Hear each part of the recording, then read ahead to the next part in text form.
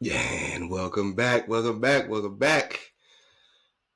another episode of Dogs on the Couch, where everybody's allowed to have an opinion. It does not matter if you play the game you are watching. So you're allowed to have an opinion as well. Victory is mine. Victory is mine. Victory today is mine. I'm not talking about the Browns, because they lost to the New York Jets. Um, the same Jets that traded their best corner in Sauce Gardner and possibly their best defensive player, period, in Quentin Williams. So clearly they looking at the draft. They owner or GM, one of them, came out and was talking about Justin Fields, talking about how the quarterback can't complete a pass.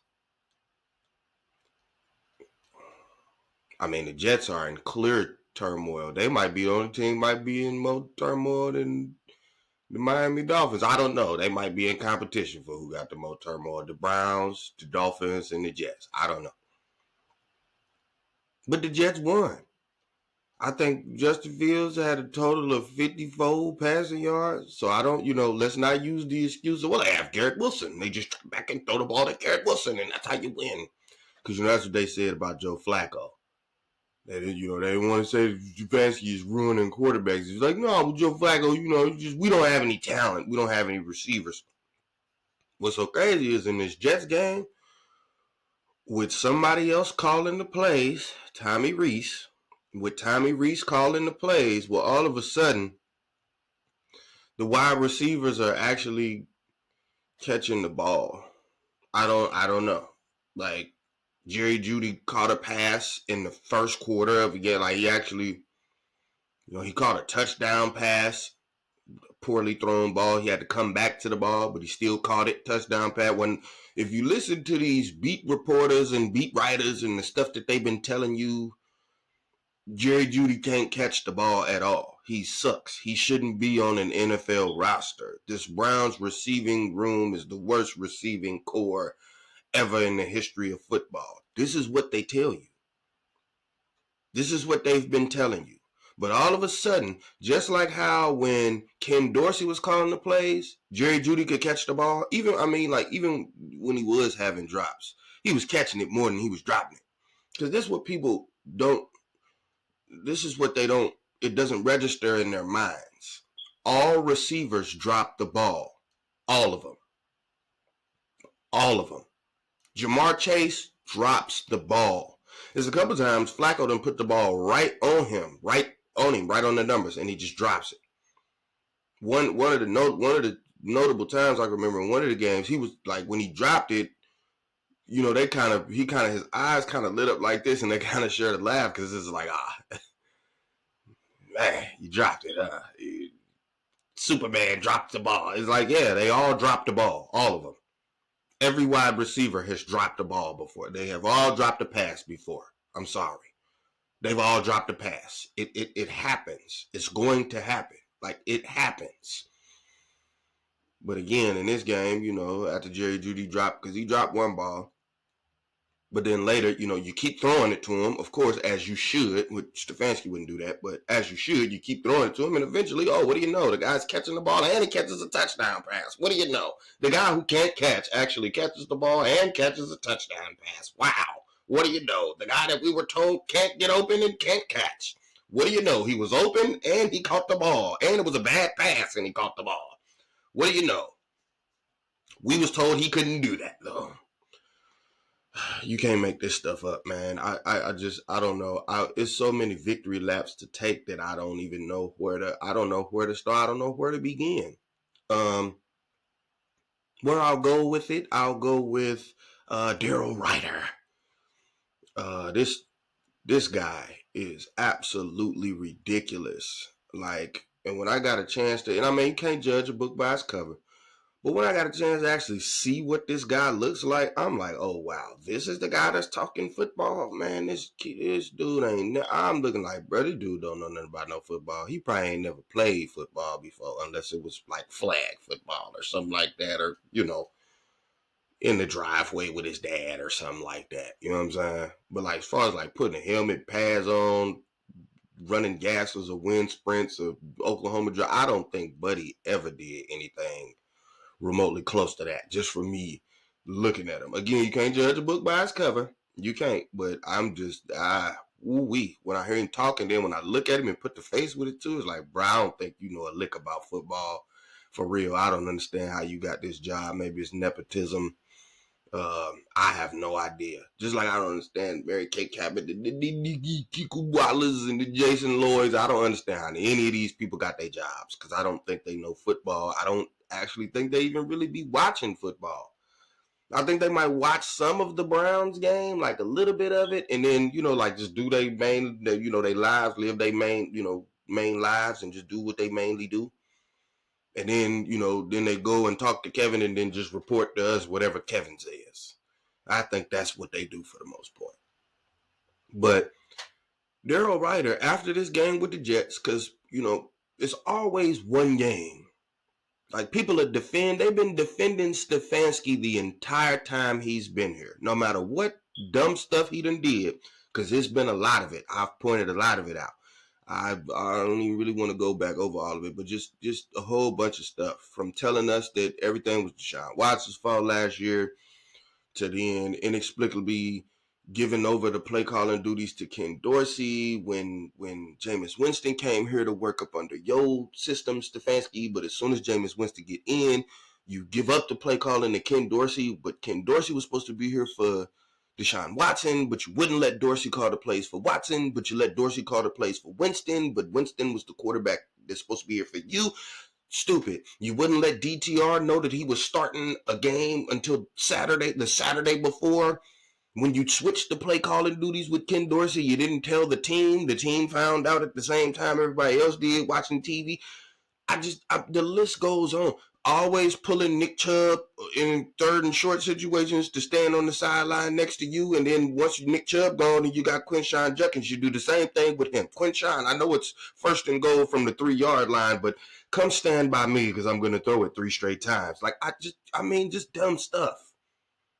Just stupid stuff, man. Not giving Kareem Hunt the ball. Instead, you want to give it to Pierre Strong, who's not even here anymore.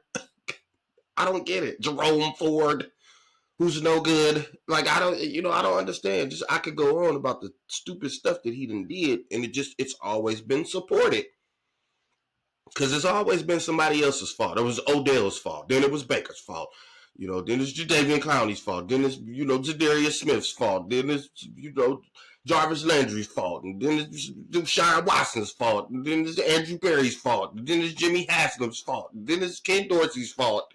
It's everybody's fault. It's everybody's fault except the head coach. You lead the league in you top 5 in penalties every year. You top 5 in turnovers every year. But somehow none of this stuff is your fault. It's always everybody else's fault. Well, finally, after losing to the hopeless Jets, finally, everybody's jumping off ship. Even Daryl Ryder, who's been defending. And this is what's so crazy, because what I'm getting ready to do is I'm going to play a clip. This is actually from the start of the season. Just a couple of months ago. Wasn't like this was last year or anything like that, because if I go back to last year, it's much worse. But just at the start of the season, when people would kind of suggest that maybe Kevin should be on the hot seat.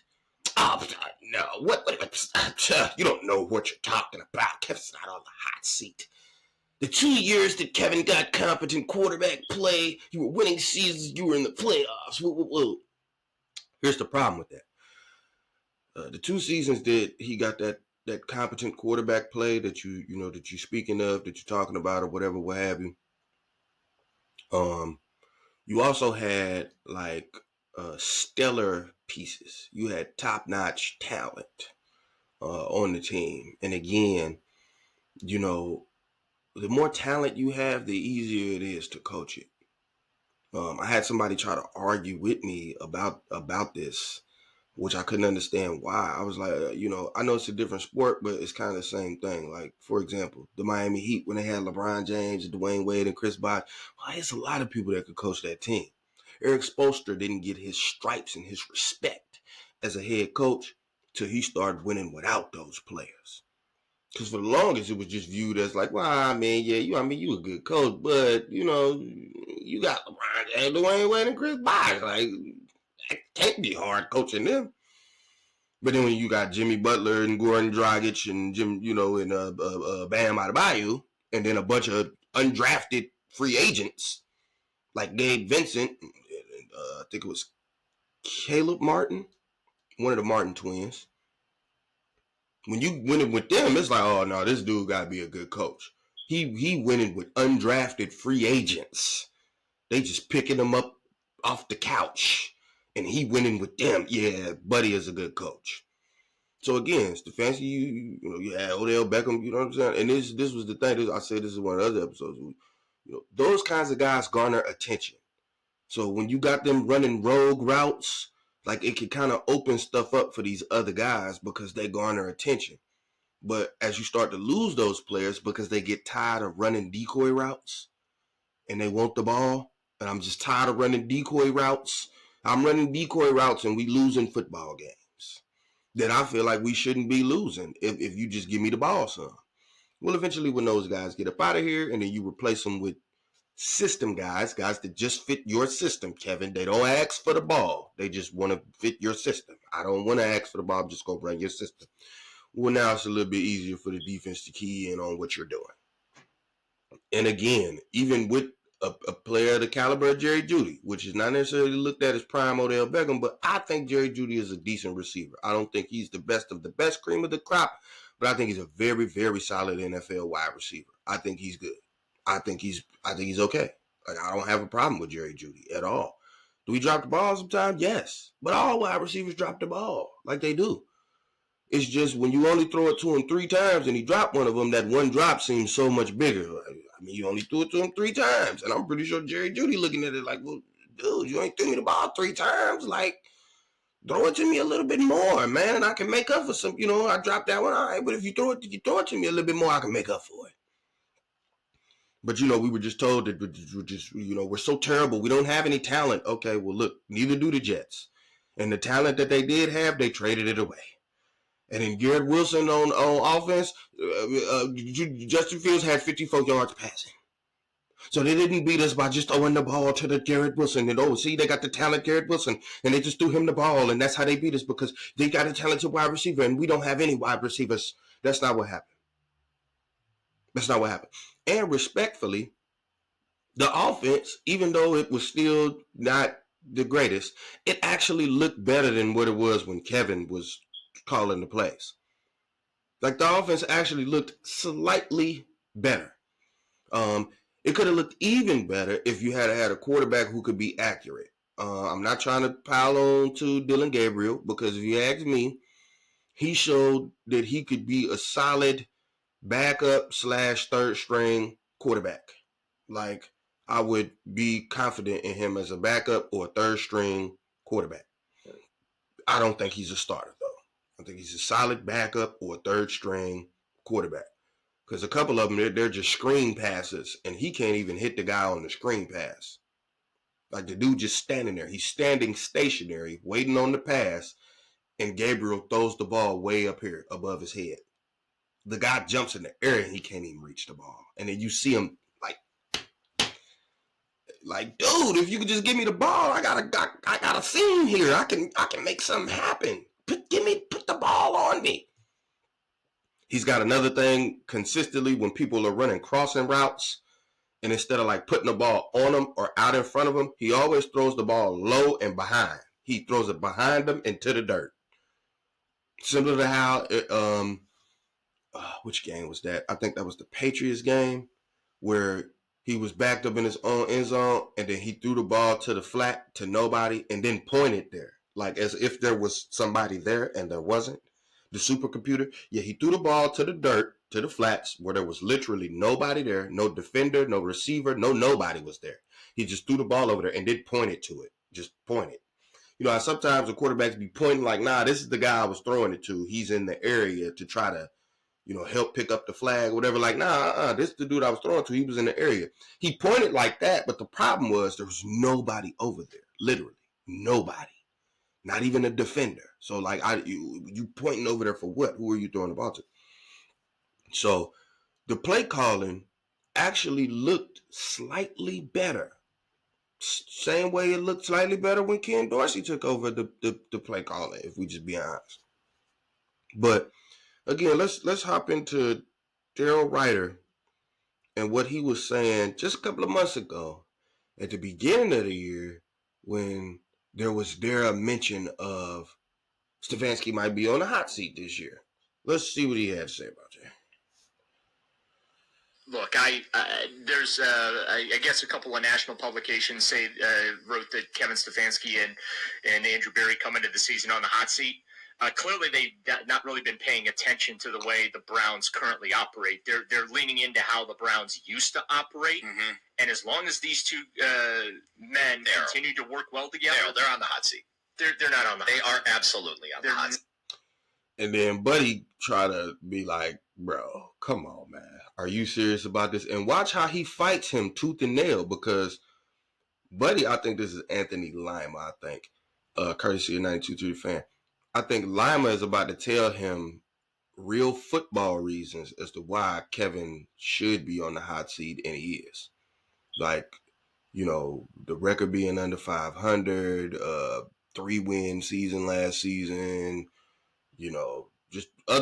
just football reasons. He didn't even go into like the turnovers or the penalties and all that other stuff, but just giving them legit football reasons. Like, bruh, any other coach that's got this stuff is going to be on the hot seat. And then Daryl Ryder just continues to try to gloss over it and joke about it and all this other stuff. And the lineman dude is being dead serious. He like, bruh, like, come on, man. Basically, like, bruh, you really about to cake for this dude? Just bear with me, because it's gonna go on for a little bit. So let's listen to the clip. It's courtesy of 92.3 Fan. Not on the hot. Are they on the hot seat? Okay, they go 3-14. You think they're saving their jobs? The 2 seasons that Kevin Stefanski got competent quarterback play, they won 11 games and made the playoffs. Give that man a quarterback and he can win. They're not on the hot seat. Hot seat. I don't understand how you think they're on the hot seat. I think every coach is on the hot seat almost every. Now, really, really quickly, the other dude, Ken Carmen, I think is his name, he tried to help Daryl Ryder, because, the radio talk show hosts, they don't ever want to try to combat what the beat reporter or the beat writer is saying. They always want to try to agree with them. But the other dude is like, hey, man, I'm trying to use my common sense. Like, Buddy should be on the hot seat. And then again, well, when you give Kevin competent quarterback play, basically saying like, well, the only reason Kevin be losing is because the quarterbacks is so trash. Okay, well, really quickly, here's how that's been debunked. Number one, with Joe Flacco, because Flacco clearly can play like a competent quarterback. He just couldn't do it in your system, Stefanski, because the instant that he got out of your system, he went to Zach Taylor's system and started looking like a Pro Bowler. I don't know. How about Baker Mayfield, who was very inconsistent in your system, but then he goes to Tampa Bay. He's consistent in the system, and they go to the playoffs every year. Not once every other year or twice in 6 years. They go to the playoffs pretty much every year over there in Tampa Bay with Baker Mayfield. Thank you. I don't get it. Oh, another quick tidbit for the Jason Lloyds of the world and all that other stuff, when they be like, oh, this season was never about winning. This is how dumb that is. I think the leader in your division right now record is 5-4. So again, you basically, if you 500, you would be in the lead for the division and going to the playoffs. So why would I be saying that the goal is not to win when if I'm just 500, if I'm just mediocre, well, I get to the playoffs. So why would I come into the season like, yeah, I ain't trying to win? I could win. Even if I wasn't trying to, I could win. So why would I not be trying to win? That doesn't make any sense. But anyway, let's just keep listening to Daryl Ryder make excuses for Kevin Stefanski and why he's not on the hot seat. year in this league. And certainly, if you think coming off 3 well, that's 14, a real compelling statement there, Lyle. They're on the hot seat. Well, I guess Sirianno's on the hot seat. What if I added he's under 500? Andy Reid's on the hot seat. Kansas City, he won 3 Super Bowls. And he just keep trying to cut him off and say this stuff that's low key like irrelevant, that is beside the point. Because that's what people do when you're making a good point. They either try to deflect and talk about something else, you know what I'm saying, or they just try to gloss over it. Or they name call. They get to call it, oh, that's stupid. You're stupid for that. You know what I'm saying? Like they it's one or the other. They either deflect or they name call. Daryl, he's never actually been on the sidelines Mike coaching Tomlin's a team. on the hot seat in Pittsburgh, and he's 500 every year and loses in the first round. What if I added, Daryl, that he's never actually won a playoff game where he's coaching on the sidelines? He's under 500, negative point differential too, by the way, in his career. And if they lose again, it's 4 losing seasons. If you tell me he's not in the hot seat, what league are you watching? Man, I'm supposed to be the one who's usually salty going into a season, not you, Lima. Come on, what side of the bed did you roll? See? Oh, you're salty. What side of the bed did you wake up? Bruh, not salty. He's giving you facts. Like, why he got to be salty? Because he giving you factual evidence. And then instead of you coming back with some more factual evidence as to why Kevin should be good, the only thing you can hold on to is the 2-time coach of the year, and he had 2 11-win seasons. Okay, but the other 4 have all been losing seasons, and you working on back-to-back 3-win seasons. So I can't keep holding on to them 2 11-win seasons that you had when the other 4 have been just absolutely the worst of the worst. Like, in comparison to what people are comparing it to the 1-31, to Hugh Jackson. Nothing that you do under your tenure should be compared to Hugh Jackson and 1-31. Absolutely nothing. But this is the territory that you're in right now. So let's keep listening to Buddy deflect and make jokes and all this other stuff when Lima is actually giving you facts here as to why Buddy should be on the hot seat. Well, I think if they win 6 or less, that's 9 wins in 2 seasons with no clear quarterback right now. Why is there no clear quarterback? Kevin Stefanski's fault. Wait, you said they work together so cleanly. Are now they not working together? I thought they were thought companions. Why is that Kevin's Remember fault? that? Was it thought companion? He just answered. He said, well, why is that Kevin's fault? And then Lima said, well, dude, you just told us that they work in lockstep with each other. You know what I'm saying? Kevin has said out of his mouth, we pick the players together. But all of a sudden, when the player don't work out, oh, well, Andrew Berry's the one who picked him. No, Kevin Stefanski wanted Dylan Gabriel. That's who he picked. He raved about his processing ability. He processes so well because that's the only thing Kevin cared about. He didn't care that physically Dylan Gabriel has none of the physical tools to play NFL quarterback. But he loved his processing ability so much. His processing ability is what makes him so great. He doesn't need the physical tools because he's so good at processing. He's like a supercomputer. That's what Kevin told us.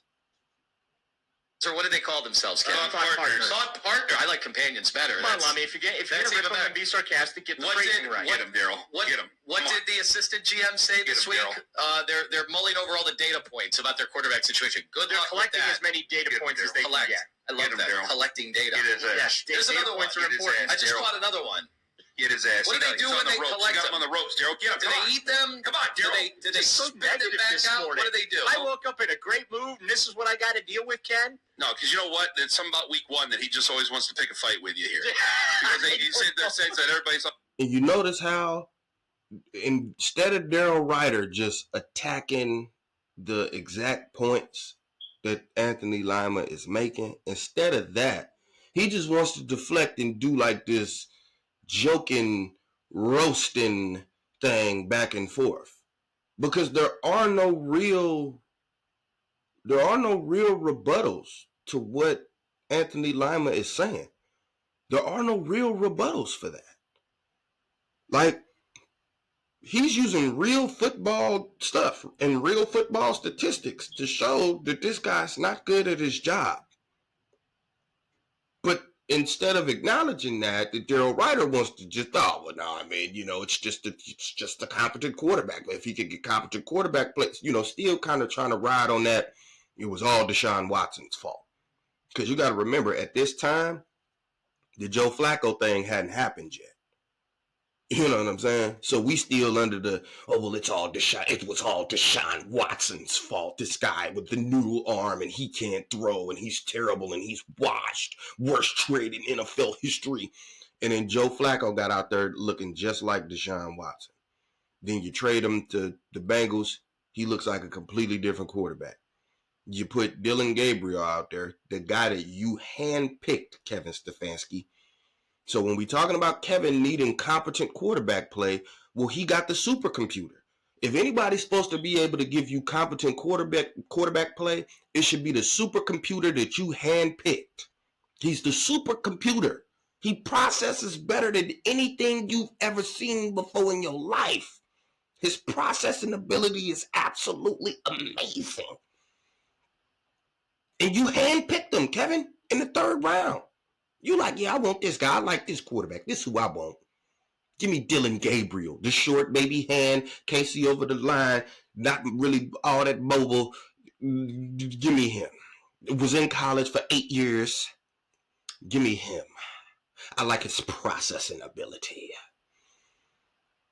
And you get out there with him and he looks absolutely terrible. He looks like garbage. He looks absolutely ridiculous. I mean, the worst at all of the statistics all the way around the league.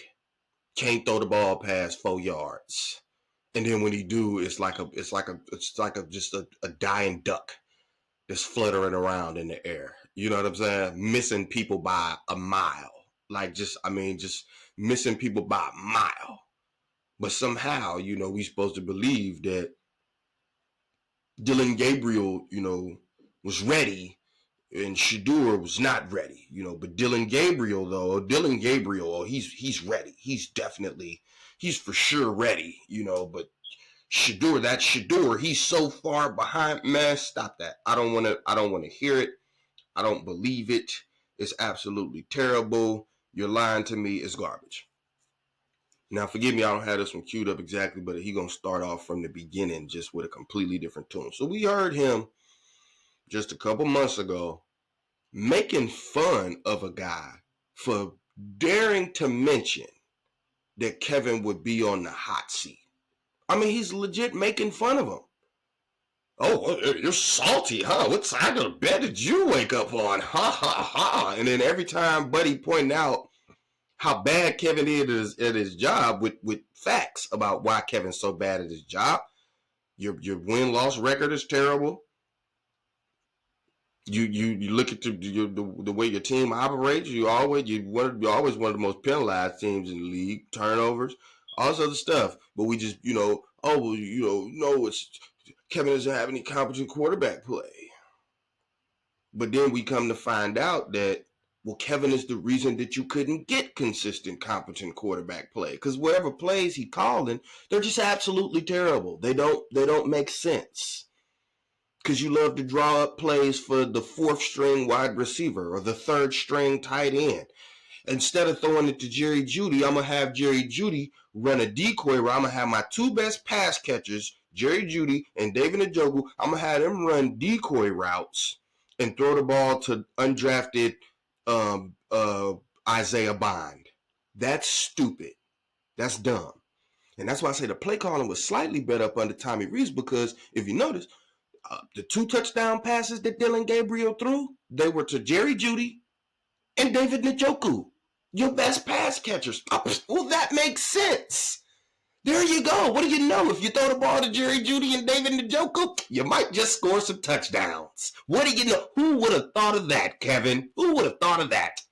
So now the same guy, Daryl the goof writer, because this guy is a goofy. I mean, he is a big goofy. I mean, the biggest goofy of them all. You finna hear him just a couple months later after he was making fun of people for saying that Kevin Stefanski might be on the hot seat. Now let's hear his tone now after losing to the New York Hopeless Jets. Let's see what his insight or what he believes should happen with Stefanski and Barry and anybody. Let's just see. Because before it was just Andrew Barry. He just wanted to blame everything on Andrew Barry. Because remember, I played the one clip. Well, that's an Andrew Barry problem. the receivers. And then Lima was like, bruh, come on, man, they NFL receivers. If they get open, they can catch a 20-yard Flacco pass. Like, let's stop making it seem like they're that bad because they're not. And again, Daryl Ryder still just wanted to know they're that bad, and we just blame it on Andrew Berry. Now let's hear what Daryl Ryder got to say. Uncle, that's the word that comes to mind for me, Daryl. I can't. That was like expansion Browns today as they lose 27-20 to the Browns, to the Jets. I like the penalties at the end of the game, special teams not coming through again. There are just so many things and a litany of errors, and it's not fun to watch this kind of football. And I'm sure Browns fans are looking, one, for Shedeur Sanders, and two, to see if anybody gets fired. Yeah, I just posted on X. I can no longer defend the indefensible. Browns ownership really has no choice. They have to fire everybody. You cannot run this back. It's unacceptable. Okay, so they finally scored 20 points in a game, second time this season, fifth time since the start of last season. Okay, that's 26 games that they've played. But wait a minute. When Anthony Lima was trying to tell you, he was trying to tell you about some of this stuff that you just said right now, or you was laughing at it. Yeah, you was laughing, joking, trying to deflect. Now all of a sudden you want to be spewing the stats, the same stats that Buddy was trying to tell you as to why Kevin should be on the hot seat. Oh, now you want to get the spewing stats about how bad Kevin is. You know what? Let me listen to it a little bit more because he really finna cook. He finna say something that I've said.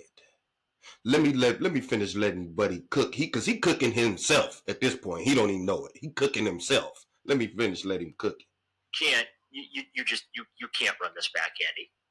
Yeah, you can't run this back. You can't run this back, Andy. He finna go a little bit even more in depth. So just bear with me. He finna get a little more. You can't run this back, Andy.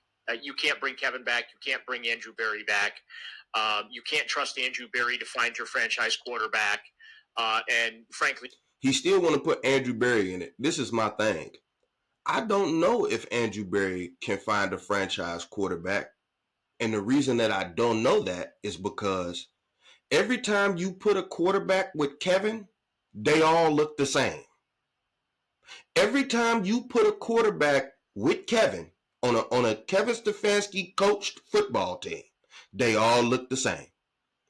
All the quarterbacks that they came through here that done played for the Browns with Kevin Stefanski as the head coach, they've all looked the same at some point. They've all had a point of looking just absolutely terrible. So I don't know if Andrew Berry can actually pick a good quarterback or not because Kevin's made good quarterbacks look terrible. He made Baker Mayfield look terrible. He made Deshaun Watson look terrible. He made Joe Flacco look terrible. So how do I know? And again, I've said this about Dillon Gabriel. Even though I'm not a Dillon Gabriel supporter, I don't have a either way about Dillon Gabriel. I don't really care about Dillon Gabriel. I don't think he's good. I don't think he's trash. The reason I'm saying I don't know is because he under Stefanski. I don't know. I can't tell if Dillon Gabriel good or not. Because I can't tell no quarterback. I can't tell if they good or not when they playing for Stefanski. I can't tell if you good or not. I don't know. So I can't put that on Andrew Berry. Because Andrew Berry could be picking you a good quarterback. Because truth be told, Dillon Gabriel was the one you wanted. So if there's any quarterback that you should be able to make look good, Kevin, it should be the one that you wanted. Because that's why you said these other ones ain't look good. Because they ain't the one you wanted. You know, that's not your guy. Not only that, Shedeur could be the same. We don't know. He could be. He also could be Jamarcus Russell. We don't know. But the point is, we don't know. Because Kevin don't want to put him out there. So we don't know. Maybe Andrew Berry did draft the quarterback of the future. We don't know because Kevin won't put him out there. So we don't know. We have no idea. Let's listen to some more Daryl Ryder cook himself. You can't trust Kevin Stefanski at this point. If Bubba Ventrone has a job this time on Monday, that's inexcusable as well. That guy has an assistant head coach title. That's how they got him from the Indianapolis Colts. And the special teams have been hot garbage since he got here. And to give the Jets life, right, and 14 points in the span of 40 seconds with a kickoff and a punt return for a touchdown. Completely inexcusable. Now, I will give credit where it's due. They did run the fire drill for the second time this season, effectively getting the field goal unit on with less than 15 seconds. Some that didn't matter. The same way that they recovered that onside, it was a free kick. And a lot of people was like, we didn't even know you could do an onside kick on the free kick after the safety. After Dylan Gabriel threw the ball to nobody and pointed, and it was a safety. Well, the free kick, the following free kick, we did an onside kick and got it. It didn't even matter. You did this spectacular play that didn't matter. Same thing with this. You did this great run on the field and get the kick, get the point, and it doesn't matter. It didn't even matter. So like the times that you actually do get something right, it don't even matter that you got it right. Because you done messed up this other stuff so much. And really quickly with Bubba Ventrone, I was the one saying that Bubba Ventrone should have been fired last year when y'all fired Ken Dorsey as the scapegoat. I was like, well, if we firing Ken Dorsey, how come we ain't firing Bubba Ventrone? Special teams is absolutely terrible. Why are we not firing Bubba Ventrone? How has he still got a job? If we firing Ken Dorsey when Ken Dorsey wasn't even allowed to call the plays for the guy that he came here to draw up the offense for, with Watson. You didn't even allow him to do that, Kevin. Kevin, you wanted to call the plays for Watson.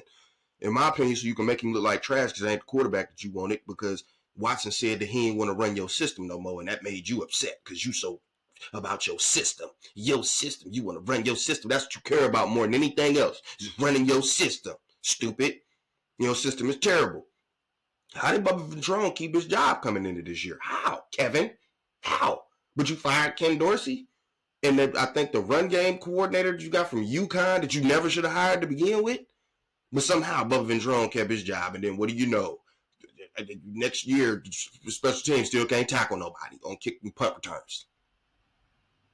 To go to kick a field goal, to make said field goal, but still, just an absolute inexcusable loss. I don't know about you, Andy. I think it's an all-time Browns loss since 1999. It's at least in the top 10, and the top 10 is packed because there have been so many bad Browns losses. This is absolutely one of those bad Browns losses. And again, I don't. Really quickly, I'm going to give you another bad Browns loss. Oh, wait a minute. It was under Stefanski's watch. Oh, wait a minute. It was against the Jets. The same game that I tell everybody that I was done with Stefanski in 2020, December 27th, when we played the Jets. We didn't have any starting wide receivers. They was all out due to COVID, but we had Nick Chubb and Kareem Hunt. And you know what Kevin Stefanski decided to do? He decided to throw the ball 53 times with Baker Mayfield. And we didn't run the ball really much at all with Nick Chubb and Kareem Hunt. And we ended up losing that football game to the Jets. And then what do you know? 5 years later, Kevin still being stupid and losing to the Jets. 5 years later, you still getting the same thing 5 years later. So why does it surprise you? I was done the first time that I saw it. I believed Kevin the first time he showed me who he was. I believed him. Y'all just kept glossing over and kissing his butt. Oh, two-time coach of the year. Oh, he's done more than anybody since 99. First of all, that's a low bar to set. That's stupid. But then now, all of the first since 99, he's added more to the list. You saying, oh, this is probably one of the worst losses since 99. Yeah. It probably is, buddy. And one of the other ones, he's also responsible for too. I don't know how you can bring these guys back next year. It's unwatchable. I'm not even asking for next year. I'm asking for next week against the Ravens. Are they back next week? Yeah, I don't foresee any changes being made until the end of the season. But when it comes to 2026, I think you got to fire everybody. I really, really do. To lose that game, coming out of a bye week, worst team in the NFL, one of the worst teams, I should say, in the NFL, in the Jets, 1-7, and you can only score 20 points against them. You have two special teams. Worst team against the pass in the NFL, by the way. Yeah, worst team against the pass in the NFL, and your 5'10" quarterback that you want to tell us how much the game just comes naturally to him. 17 of 32 for $1 that Kevin picked, mind you. Kevin picked him and is telling us that he's such a great process. But remember, just a couple months ago, he was telling us, oh, well, when Kevin gets competent quarterback play, he goes 11-5 and he takes you to the playoffs. That's why he's not on the hot seat. But now all of a sudden, oh, well, it's this short quarterback who can't see. Well, Kevin picked him because of his super processing ability, because he's the supercomputer. 67. Yes, he did throw 2 touchdowns. I'll grant you that. But Daryl, he can't get to 200 yards in a game. no, he can't. I mean, he can't. And what's crazy is in college he did it every week. He's a shorter version of Deshaun Watson. Whoa, what did he say?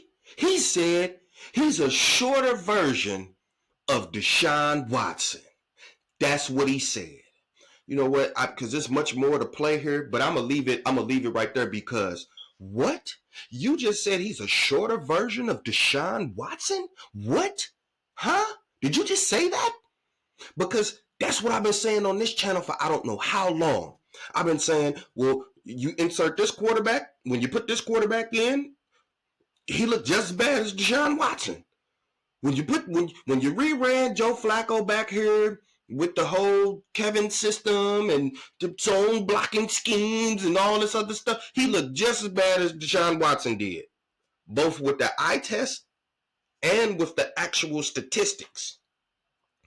The eye test, he looked like Deshaun Watson, and the actual statistics, his statistics were very similar to Deshaun Watson's. QBRs, distance for pass, average distance for pass, for pass attempts. All of that stuff looked just like Deshaun Watson. Then when you got rid of Flacco and you put your hand-picked quarterback in there, Kevin, who you rave about his processing ability, you put him in there. And he looks just like Deshaun Watson too? Well, wait a minute. You know what that leads me to believe? It leads me to believe that it's you, Kevin. That you made Deshaun Watson look that bad. Because you also made Joe Flacco look that bad. And when people didn't want to admit that you were the reason that Joe Flacco was looking that bad, when they just wanted to point to the wide receivers, we put Dylan Gabriel out there, and now he looks that bad. And now the same people that was trying to say, oh, well, it's just the wide receivers. It's only the wide receivers. That's why Joe Flacco looks like that over there. It's just the wide receivers. Now the same people that was saying that, Daryl stupid writer, Daryl goofy writer, now here you are saying out of your own mouth. I ain't even saying it this time. You saying it out of your mouth. Dylan Gabriel looks like a short Deshaun Watson. You can't make this up. I've been saying that. I've been saying that all these other quarterbacks that we done cycled through up under Kevin's watch, they all look like him. The guy that y'all told us was the sole reason why we were so terrible, and it's all Deshaun Watson's fault. It's Deshaun's fault. It's Deshaun's fault. Oh, this Deshaun thing has set us back for 30 years. No, Kevin set you back. It was Kevin. It's been Kevin all along. Kevin is the one who set you back. You wasted 6 years and a roster full of talent on trying to prove that Kevin is the guy, that Kevin is a good coach. Giving Kevin the benefit of the doubt. Even after a 3-win season, you give Kevin the benefit of the doubt. Even after never putting together back-to-back winning seasons, you give Kevin the benefit of the doubt. Why?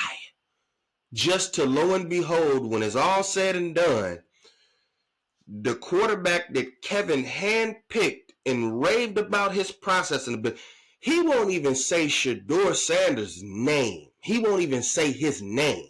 When he goes to talk about Shedeur, it's always the rookie quarterbacks. And he'll never speak about him like singly. And when he has to, he make that stupid comment like I played on the one episode where he like, well, that's not my focus right now. That's not my focus.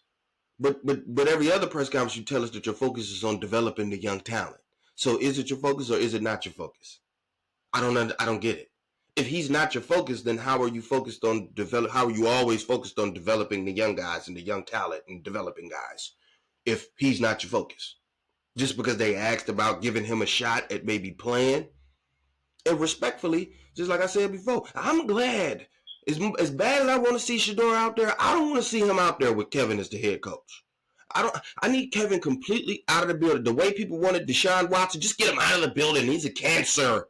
Just him being in the building is why we're so bad. Okay, that's the way I feel about Kevin. Kevin needs to be completely out of the building. Get him out of here. Him and Bubba Ventrone, they go together. I don't think Andrew Berry is as bad as people try to make him out to be. But I'll say this. If the only way we can get rid of Kevin is to get rid of Andrew Berry too, get them both out of here then. I get them both. Okay. That's how much Kevin need to go. Is that even though I think Andrew Berry is actually pretty decent, I actually think he's all right. I don't think he's that bad with the hands that he's been dealt and all that. I don't think Buddy is that bad for real. I think he's okay as a GM. I think he's all right. But if the only way to get Kevin gone is to have Berry gone with him, so be it. Bye-bye, sayonara, see you later. Yep, get on up out of here, buddy. Because at the end of the day, there has been one common denominator throughout all of this chaos, trauma, and drama. That one common denominator has been Kevin Stefanski the entire time. Mr. I wish I had the thing. I couldn't. I wish I had a card. Mr. Let me hold this play sheet up over my mouth. What is you doing that for? Because the plays that you calling is trash. So they might as well be able to see you calling them. I mean, it's not like it's making a difference. You hiding what play you calling. You hiding your mouth with the sheet. That's never mattered because you calling these trash plays that don't work anyway. So why you hiding your mouth when you calling the plays? They don't work. So they might as well know what you calling. Hiding, it ain't working. And instead of you maybe taking tidbits of information from the players who've probably suggested, to evolve the offense a little bit. No, you want to run your system, Kevin. And you've run that system and all of the players that played in it directly into the ground. That's where you've ran that system, directly into the ground. To where all of the people who were, they was dying on that hill for you, Kevin. And I don't understand why they were doing it. I couldn't get it. I'm starting to think maybe it was on your payroll or something. I don't know. Maybe it's like a cult that y'all got or something. I don't know. But even the people who were once so gung-ho about dying on that hill behind Kevin Stefanski, and he's a good coach, and he'll get another job tomorrow, and all of this stuff. Even all of those people are now saying, well, I can't defend the indefensible. Well, you've been doing it for the past 5 years. Now, all of a sudden, after you lost to the Jets, when he lost to the Jets in 2020, December 27th, doing some stupid stuff, you didn't want him fired then. And you've been watching him do the same stuff. You've been watching him do the same stuff. And anybody who points out this stupid stuff that he be doing, y'all just, but you don't know what you're talking about. You don't know football. You're just stupid. You're just saying stupid stuff at this point. Because there's nothing that they can say to defend it. And finally, it's like they're getting tired of having to try to come up with, because each excuse that they come up with week by week, it gets debunked. Oh, we don't have any talent. See, we don't have any talent on offense. Well, neither do the Jets. The Jets don't have any talent on offense. The Jets don't have any talent. And then the talent that they had on defense, they traded it away. Justin Fields finished that game with 54 total passing yards. 54. Give or take a couple yards. I didn't care to look at the stats. I really didn't care. I didn't care to look at the stats this time. I really didn't care. It didn't matter. What does it matter? 54 total passing yards? So they clearly don't have anything on offense. And they still managed to beat you. Because, Kevin, when you gave up the play calling, that means you're supposed to be more hands-on as the coach with everything else, right? So you gave up the play calling. You're coming out of a bye week, which means you had 2 weeks to prepare for a team that's clearly tanking. You had 2 weeks to prepare for them, which means you weren't doing the play calling, so you didn't need to be involved with the offense. So why you ain't go over there to Bubba Ventrone and be like, hey, man, let's make sure our special teams tightened up? Because the defense seemed to be cool. I turned over the offense to Tommy Reese, so I'm going to let him cook. Let's make sure our special teams is together. I need to be doing something around here as the head coach. So let me come over here and see what's going on with the special team. I don't need to mess with the defense. They good. I don't need to go over there saying nothing to them. The offense, they're going to be cool because I turned over the playbook to Tommy Reese. So I'm going to let Tommy Reese handle that. I'm going to let him deal with whatever, let him talk to the players or do whatever he feel like he need to do. Let me just come over here and holler at y'all then on the special teams and see what's going on with these kicks and punts and the coverage and stuff like that. Because we still struggle with that a little bit. So let me come see what's going on with that. No, Kevin. And even if you did go over there and say something, whatever you said, it didn't work. So that's why I've been saying at the bare minimum, because remember at one point we had Quincy Carrier telling us, well, this is why firing your coach in the middle of the season it doesn't benefit you. And then I debunked all that. Talking about, Kevin's respected in these coaching circles, but Bruce Arians, Super Bowl winning head coach, who's in the coaching circle, saying, I don't know how Kevin still got his job. You got other quarterbacks. Man, I forget the backup quarterback dude name. Chase Daniels. Him and a couple other quarterbacks breaking down some of the plays that Kevin was calling, and they looking at the plays. They're like, "What is this? What is the play design? What are we doing? Why do we got 3 guys running routes in the same area on top of each other? Like, what is the concept here? What are you even trying to get accomplished? There's no concept." So these same people that you say respect Kevin so much, well, they also criticizing Buddy, man, and saying, like, I don't know what he's doing on offense, and I don't know how the man still got his job. Not only that, you try to make it seem like, because they respect him so much that if the Browns fire him in the middle of the season, they won't take the job. Man, are you kidding me? I'm anxious to take a Browns job because I see how much money they be paying people over there. And if you could give Kevin 6 years and 4 of them seasons was losing seasons, I couldn't feel more secure about a job. Because he was, job security. I'm like, no, that's the most secure job ever because you could suck at it and still keep your job. So I'm not looking at it like, they fired Kevin in the middle of the season. That job's not secure. No, that job is very secure because you've been stinging it up for 6 years and they didn't fire you. So when I'm coming in, I'm just going to be like, hey, Jimmy, just give me the same 6 years that you gave that last bum. If I start out with 3 losing seasons, just remember that I got a 6-year plan. And as long as I can muster up 2 winning seasons in 6 years, I should be good to go, right? Because that's what you let the last guy do. So that's the only thing I'm asking for. Just give me the same grace that you gave that last clown. Not only that, I'm pretty sure his coach is looking at it like, man, I could do better than what he doing. I got respect for Kevin and I love Kevin, but I could do better than that. I could definitely do better than that. He not even throwing the ball to Jerry Jeudy. I'd be throwing the ball to Jeudy 15 times a game. Especially if we talk about how bad all these other wide receivers is, how bad everything is. Well, I'm just about to throw the ball to Jerry Jeudy then. And see if I can just win doing that. So I'm about to throw it to Jerry Jeudy and David Njoku. Them the 2 Pro Bowlers I got. But them the 2 pass catchers that I'm finna be throwing the ball to then. That's what I'm finna do. So we'll see because, again, Daryl Wright jumped off the bandwagon. He like, but I don't foresee, any firings happening before the end of the year. If you ask me, man, them firings need to happen today. Monday, before the Monday night game takes place, because I wouldn't have let Kevin go back to the podium and do the post-game press conference. I wouldn't have let him go. I'd have been like, yeah, hey, grab Kevin right fast. Yeah, he don't need to go up there and do that. Because I'm not so sure he's going to be the coach next week. So don't even let him, because I know what he's going to say when he go up there. He's going to say, we need to be better. We got to do better. We need to be better. We got to do better. We need to be better. I made a song out of it.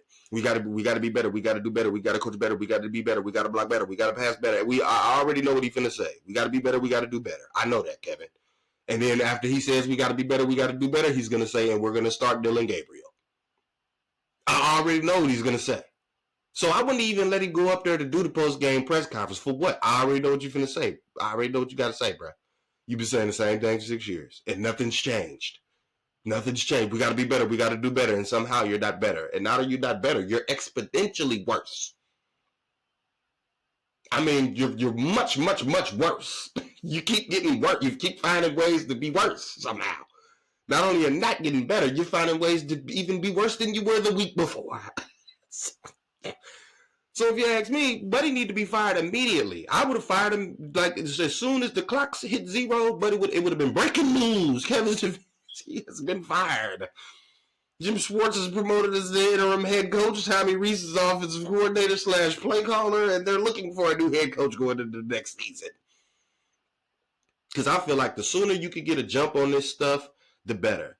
Don't wait till the end of the season. Fire him now and start looking at coaches. Start courting people. Start trying to reach out. Tamper if you got to. Pay the fines. Just tamper. I'd be calling whoever. I call everybody. I'm calling Pittsburgh. Hey, how y'all feeling about Mike Tomlin? Huh?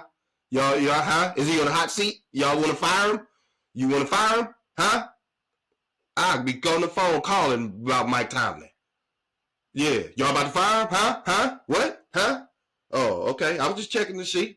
Harbaugh over there with Butler. Huh? Y'all were going to fire him? Huh? You firing him? Oh, okay. I was just calling to see. If you're going to fire him, I'm about to send my... I'm about to send my package over there to him, see if he, pause. I'm about to send my package over there to him and see if he, if he like, what we got to offer for him. You know what I'm saying? 6 years, you can lose. Don't worry, we ain't gonna fire you if you lose, because we used to losing. We ain't gonna fire you if you lose. And we always gonna blame other people. We're never gonna blame you. That's what I would be doing. Because keeping Kevin around to the end of the year doesn't do anything except further instill that losing mentality. It further cultivates that losing culture that you have over there. And it disgruntles the players even more. When Myles Garrett is getting up there in these press conferences, man, you could tell Buddy is fed up and he's had enough. And every time they get to asking him about something about that, he'd be like, bro, that is not I'm on the defense.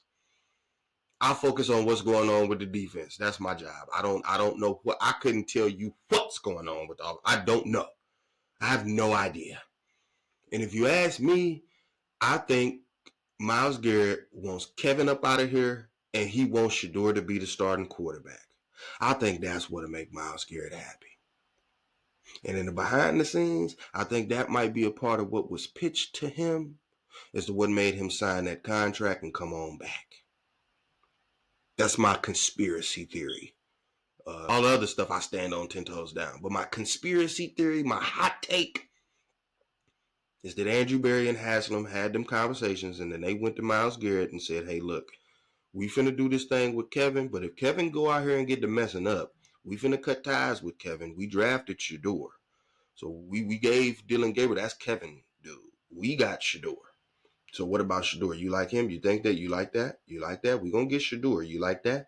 You think that's a good quarterback for the future? You think you might like him? Okay. Well, then we're going to do that. And then if Kevin don't work, we're going to get Kevin up out of here. Okay? Just trust us. We're going to get Kevin up out of here. You see, he don't even know that we having this conversation right now. That's how you know we're going to get him up out of here. So trust us. That's my conspiracy theory. You know what I'm saying? But if I was Myles Garrett, you come to me with that. Like, all right, well, look, we'll give Kevin a chance with his quarterback or whatever. And then if it don't work, we're going to get him up out of here, and then we about to draft Shedeur. Well, all right, you know what? I like that. That sounds all right. I'll work with that. I can work with that. I'm cool with that. And I'm about to get this fat paycheck too. All right, I'm cool with that. I'll rock with that. I can entertain that idea. So, hey, man, I don't even know who. I think we got the Baltimore Ravens next at home. When you trot Dylan Gabriel out there, and he throwing the ball high and wide, and, you just out there looking terrible. Number one, the crowd is going to boo Dylan Gabriel every time he trots out on the field. They're going to boo that man. They was happy when Deshaun Watson got hurt. You remember that? You remember that? Because they was tired of how bad his quarterback play was. You remember that? So if they do that to Deshaun Watson, this third round draft pick that they don't even really like to begin with, because they like Shedeur, what you think they're going to do to him, man? I can't wait to see the rest of how this soap opera is finna unfold, because this is crazy. I never thought a victory lap would be so tough. Like, I'm almost trying to reel myself in a little bit, because I feel bad about how bad this is turning out for Kevin. Like, how bad Kevin is being exposed to the point where your biggest defenders are no longer defending you. You in trouble, Kevin. Dogs on the couch. I don't know.